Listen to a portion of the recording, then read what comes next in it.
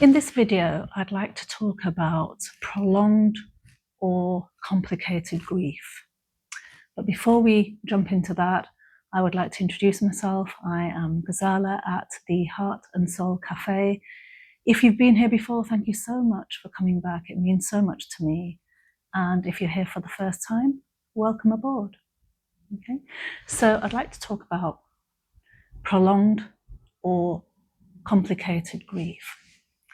Now, if we talk about grief, first of all, we know, don't we, that grief is the natural response to the loss of something or someone, all right? It's when something has come to an end and we have that feeling and we experience those symptoms of grief. So, and it's not a mental health condition. We know that as well because it's a natural response. So if we talk about prolonged grief and we talk about when does it become or seen as prolonged grief, because PGD, so prolonged grief disorder, is a recognized disorder. Okay, according to the DSM, that's the Diagnostic Statistical Manual for Mental Conditions and Disorders, it is actual recognizable condition. Okay, and what constitutes that? Well, we're talking about if an adult is experiencing intense symptoms for 12 months or over, it might then fit into that diagnostic criteria. All right? If a child is experiencing symptoms for over 6 months, that might fit in with the diagnostic criteria of prolonged grief disorder. All right? So what are some of those common symptoms to look out for?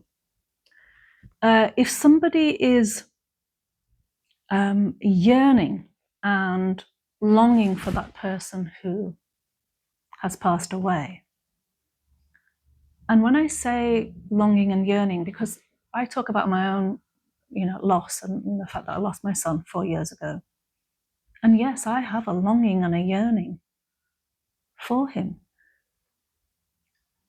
But what separates things is if, for example, I was feeling those symptoms to the extent where I wasn't able to function in daily life, and it was going on for over 12 months with that intensity, stopping myself from engaging in life, that's really where it becomes problematic.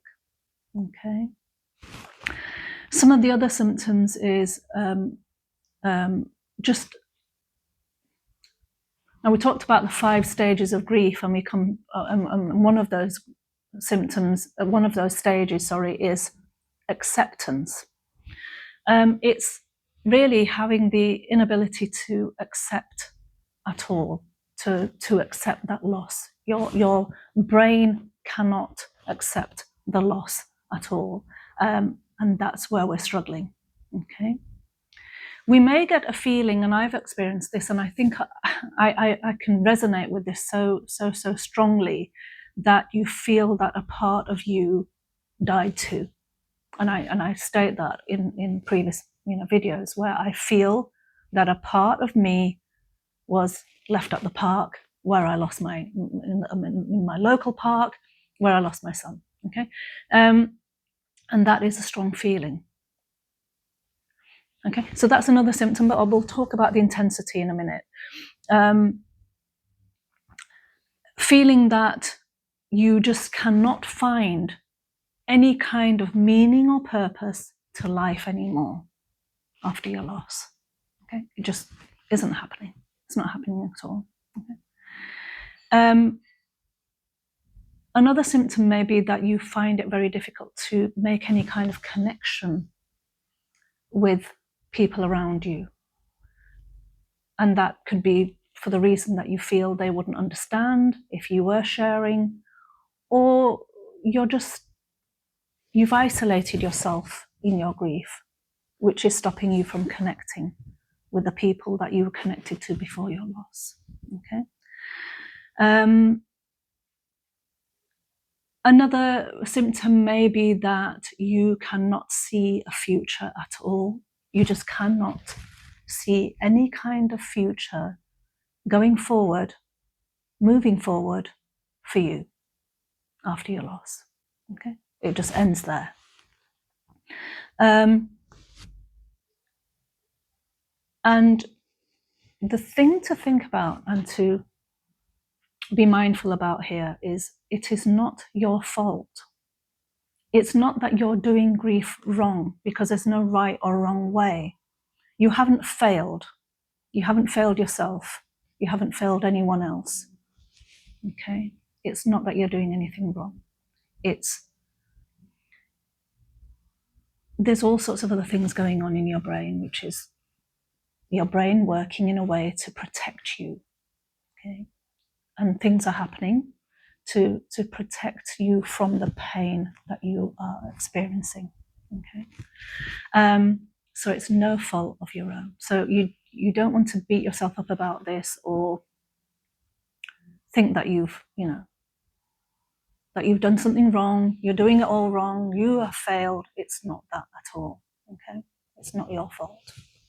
Sometimes we need a little bit of something else to help us along. So when we think about what can we do if we are experiencing this prolonged grief, well, the first thing really would be to probably go and see your GP, your doctor, because it's a doctor that could give you a diagnosis of prolonged grief disorder. And from there, then we can take things further as to, what your how to help you with that, how to help you recover from that, and put things into place hopefully for you. Okay, and that might mean therapy. There's actual therapy, so there's prolonged grief therapy. There's more specialized grief bereavement counselling, CBT, and all sorts of other things, and also medication as well that we can turn to. And it might be for a short space of time that you may need some medication to get you to a place where you can put other things into place to help you with your disorder that you may be experiencing. Okay. So the things to remember are that you have not failed, that you are not doing things wrong, that this is something that does happen. We see it a lot. I see it a lot when I'm counselling women who have experienced child loss, and I've shared that with you already, that's what I do. And sometimes that counselling isn't quite enough on its own, or that sharing, you need a little bit of something else. And sometimes it's a combination of things that you might need. So you might need medication, you might need talking therapy, you might need self-help strategies and techniques that, so mindfulness and meditation and relaxation, and finding things that can sort of relieve you in your symptoms. So it could be a combination of things that you need. It might not be just, we need to find one thing and that's going to, fix it, because we're not talking about fixing it anyway. And this isn't about that. This isn't about, this is talking more about finding ways to get you to a place where you can function with life, so you can reconnect with others around you and relationships, and turn some of your pain into purpose, turn some of your pain into meaning, turn some of your pain into love and joy. And that is really where we want to get you. So that's important. Okay, so this video was really to raise awareness about prolonged and complex and complicated grief, and where to sort of look out for it. It's really, because we know that the symptoms of grief are a natural response. We know that we're going to feel depressed. We might feel depressed, we might feel angry, overwhelmed, we might feel that, those other stages, bargaining and, being completely engulfed with that.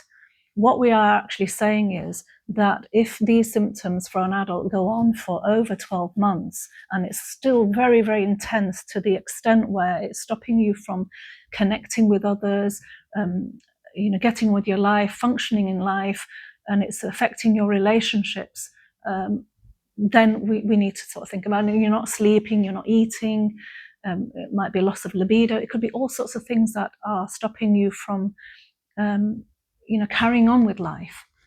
We then need to put things into place and really recognize that this is something a little bit more, and this is where we're differentiating between a normal, when I say normal, I mean a natural response to something, where then it may be leading into a mental health condition, so a mental health disorder. All right. So I hope the content of this video was of some help. I'll probably revisit this subject again and do a little bit more, but I don't want to give too much information all in one video. It almost seems overwhelming for myself. I can't imagine how it might be for someone who's listening, thinking, oh, well, that's a lot of information to take in. So let's just keep it short and sweet, and just and try and just pinpoint certain aspects of things that you might be experiencing. All right. Thank you for watching this video. I hope to see you in the next video. Please look after yourselves and look after your heart and soul. Okay, thank you.